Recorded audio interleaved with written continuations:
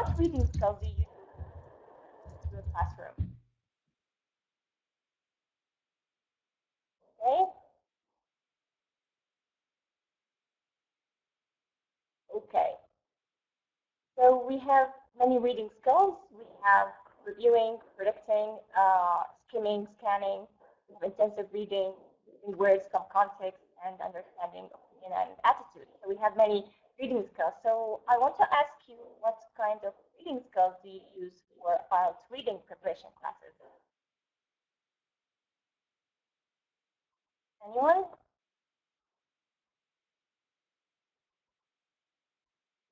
Okay. So what kind of reading skills do you use for IELTS preparation classes?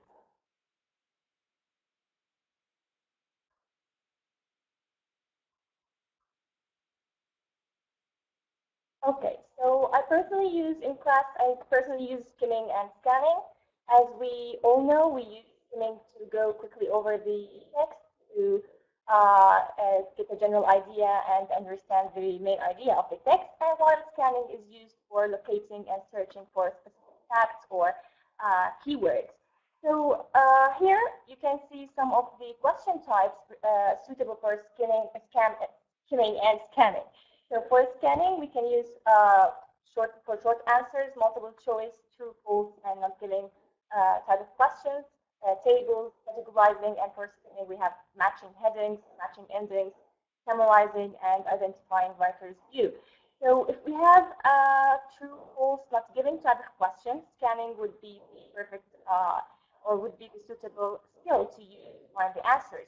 So let's try and apply that and apply scanning to a true, false, and not given type of question. Here we have a question from a reading passage, IELTS reading passage. So I would like to ask you to imagine that you are an intermediate student, second language learner with an intermediate level, and you're trying to answer this yes, true, false, and not given question. So first, you have to underline the keywords in the question. Can you please tell me what keyword would you underline here?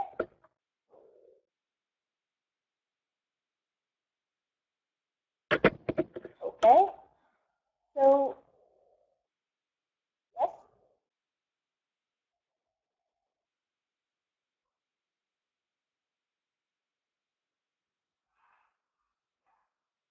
Okay, very good. So we can underline night person, healthy, circadian rhythm. Okay, now I'm going to show an extract from reading passage, and I want you to try and scan for these keywords. Of course, we're not scanning for a specific name or a date. We're scanning for these specific keywords. So can you please try and scan for these keywords?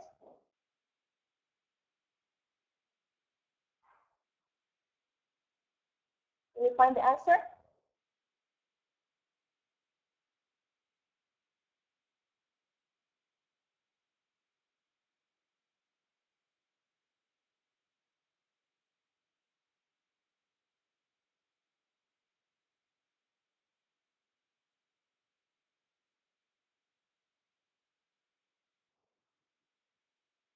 Okay, so let's try to do it together to save time. So a normal intermediate student will find circadian rhythm, night people, and another circadian rhythm, and he won't be able to answer. So here he can't actually find that the answer is here. This is the benign variation within the circadian rhythm because he's not familiar with the synonyms.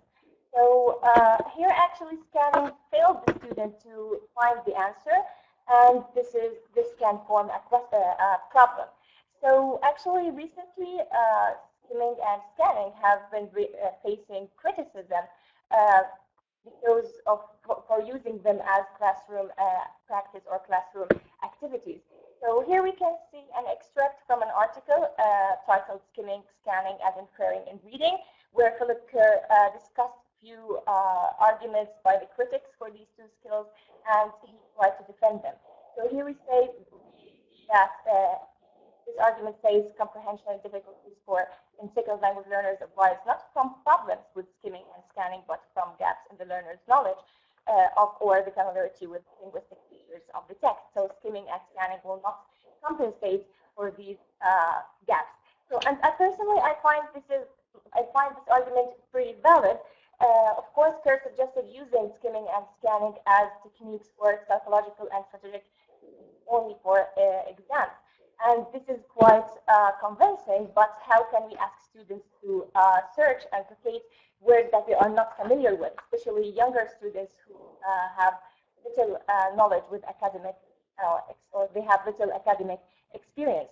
So of course, I do realize that students in IELTS are supposed to have an intermediate level and above, but even students who previously got 6.5 in IELTS still struggle with the synonyms and playing with synonyms, because in IELTS they like to play and manipulate with synonyms, especially in passage 2 and 3, and also even in passage 1, my students actually struggle.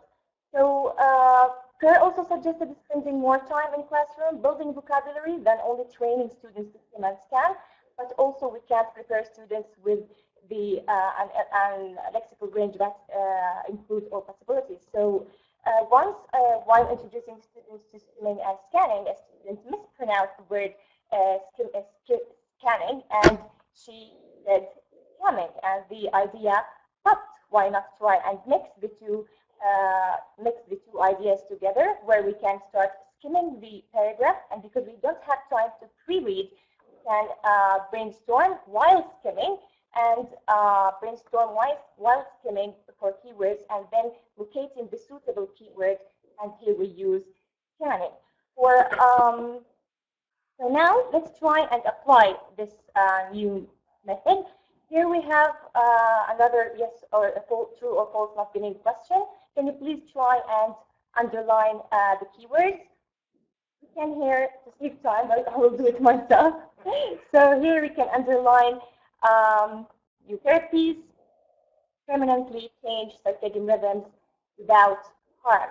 So if we like to apply this method, we should skim, at the same time brainstorm for ideas for other synonyms and words related to the keywords, and scanning at the same time. So for permanently, we can find other alternatives, like for good, lastingly. For harm, it can mean illnesses, health problems.